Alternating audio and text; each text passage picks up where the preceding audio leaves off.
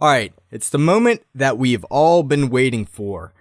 Bringing everything together into one template file that utilizes our settings, our fonts that we want, and our vector images that we're going to be using in a lot of our future designs, including variations of our logo. So, I'm gonna kind of loosely base this off of an older version of the template that I use to do my work. And you'll see I've got fonts over here, we've got symbols, and we've got variations of the logo, or logos that is. So that's what we're kind of going off of. Now to start out, let's create a new document, just hitting Command N, and choose the number of artboards that you feel comfortable with. I'm going to recommend 9, and I'm always going to recommend 9 because I think it's a great number. But if you feel more comfortable with 4, 6, whatever, as long as it fits in a square, that's a great place to start. Now, as I mentioned in the artboard video, you may want to resize these artboards according to how you're going to render your media. I'm just going to leave them the way that they are for the sake of time, but feel free to do that on your own. Okay, now we're going to start out with some fonts. And I'm just going to click and type. I typed Babus. You can't really see because it's so freaking small. And we're going to go to the font menu and change it to the Babus font. And we're going to set it to a specific size. It doesn't matter what size it is, so long as you can see it. Just be consistent with all your fonts. I like to use 340 just because that's, I don't really know. That's just what I've always used. So I'm going to put this font over here. And I'm going to show you one more important part before I drag some other fonts in. You want to set the kerning, it's really the tracking, but you want to set it to optical. And this will adjust the distances between the individual kerning. Well, it really adjusts the overall tracking of the entire thing. But it'll set these distances between fonts, or between letters, to what it thinks are equal. And in my future course on typography, you'll see that it's not always exactly right, but it's a lot better than the auto. And you'll see that looks kind of weird and spaced out. And optical looks a little bit tighter and neater. So, to save time, I'm going to drag just a bunch of fonts in. But take the time to get all the fonts that you learned or you got from Fontspace and put them in here. And align them so that they fit nice and pretty together. Okay. Now, once we have our fonts, put them in a place where they're sort of out of the way. I like to put them all the way to the side. You can put them at the top. You could line them up at the bottom. Do whatever you feel comfortable with. But just make sure they're not intruding onto your art, because it'll provide a visual distraction that you really don't want. Okay, so we've got our fonts. Let's talk about our logos. Now, I've got 3 variations of my logo for Fresh Thread Shop over here. And I'm going to show you how easy it is to create a variation of your logo. You can see I used a wax seal, which I found in a free vector pack. And I just used a simple exclude under the Pathfinder to get my shape out of there and make it a see-through fun image that works well. And I simply modified that very slightly to create this image, which I think looks a little bit smoother and sleeker than this one. So let's see how easy it is to create a variation on the logo.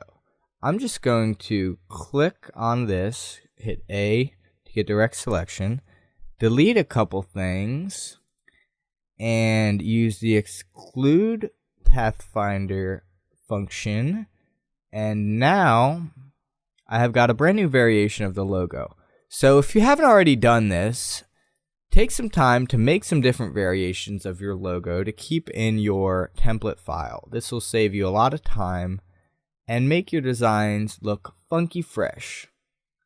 So I'm going to put these up top, and I know I said I didn't want to add visual clutter, so I'm contradicting myself, but I think that having these close, such as at the top or at the bottom, will keep your mind on track, so to speak, and also less thumb movement to get them into the art.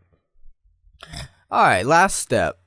Last step and a half, I'm going to drag in an element from here to show you how easy it is to get it from a separate Illustrator file. So if you opened up a SVG, scalable vector graphic, that you downloaded from Wikimedia, or any other vector pack that you found on the sites previously mentioned, it's as simple as that.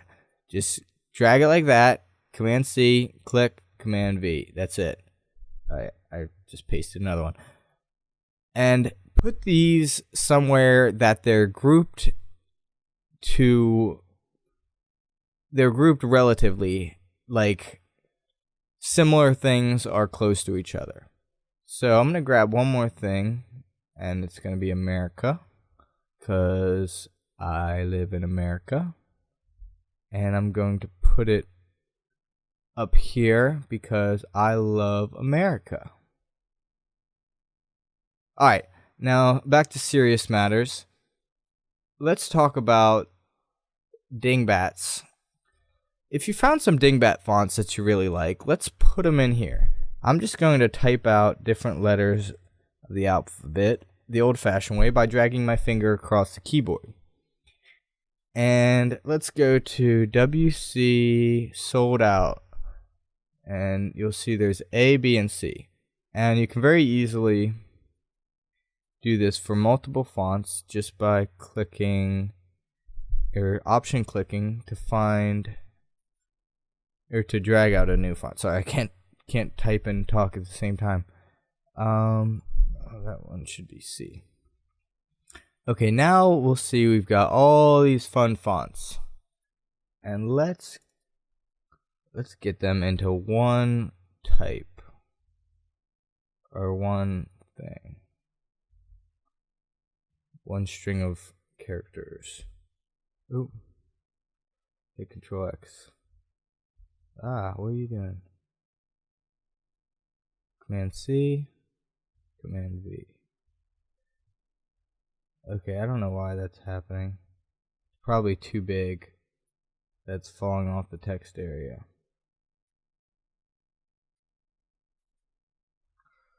Let's see if that's the reason. Yes, okay. So now that we have all of our characters in one big long string of text, we can sort of divvy them up into manageable sections. So I'm going to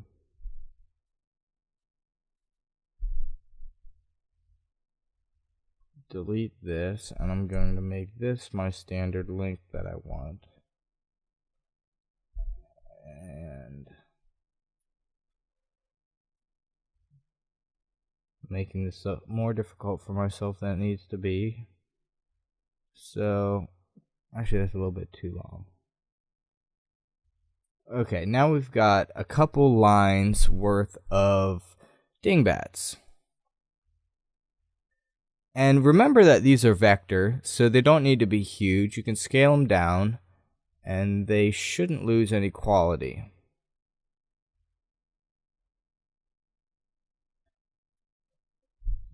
So now that we have these type dingbats, just go to Object, Expand to make them objects. And to ungroup these, because right now, if you click one, you click all of them, just ungroup them. Now you have a whole section worth of useful things for your document. Alright, now we've got pretty much everything that we need. And let's look at some settings that we have. Now, make sure that you're using the workspace that you want to use. If you want to save a specific version or resave the workspace just hit new workspace and you can type, oh, whoa, don't know what I did there. You can type it in, type untitled or type a new title, or you can retype the title to overwrite the workspace that you're in now. So let's hit Option Command P and get some final preferences down. Like I said before, you might want to change the grid color of your document, and it's a good idea to do this now so you don't have to do it in every other document. So I'm going to change this to purple. And when I hit Command Shift D, you can see it's purple because I like purple. And let's hit Command K and just change some other things that we might want. Let's just keep it as rich black and pretend like we changed that. Or no, let's change these to yellow just to be different, because yellow and purple go together very well. And now I've got a fun customized workspace that is great for the things that I want to do. One last thing I would like to mention. Now that you have your workspace all set up, you might want to think about keeping things on different layers. So you might want to keep all your fonts on a particular layer, and you might want to keep your logos on a separate layer. So let's drag these up to layer 2 and rename that layer fonts. And this will just help to keep things organized when you're doing your artwork. So that's about it. Hopefully your template file looks a little bit more exciting than this, but you get the general idea of where we're coming from. I hope you enjoyed this tutorial series, and I hope that you learned something and became a more productive developer through the knowledge that I painstakingly have learned the hard way over the years. And have fun and make a beautiful workspace for yourself and love it every single day. Thanks for being awesome, guys. Peace out.